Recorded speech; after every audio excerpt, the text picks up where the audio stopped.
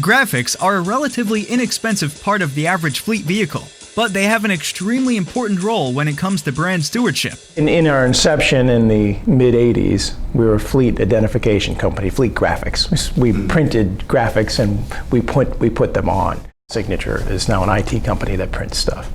So in terms of an evolution and how to draw that line, our clients have really driven that way. If we're not owning the consultative piece in the way that so many of the other verticals here in this industry do, and when I talk about the verticals, I'm talking about the fleet management companies, the upfitters, the original equipment manufacturers, all of them in servicing our mutual clients. We're all wrestling for the consultative piece of the pie in order to be the most authoritative resource for our clients in terms of how their truck gets to market, how their asset gets to market, and then what happens to it after it's there.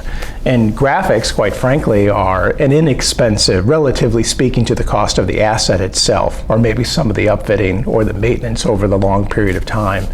Graphics presumably is one of the lower cost components of all the things that go into getting that truck to market, right, and getting it into service. But from the brand's perspective, the brand is one of the most valuable assets, maybe besides people, that any organization has and maintains. So brand stewardship now becomes a very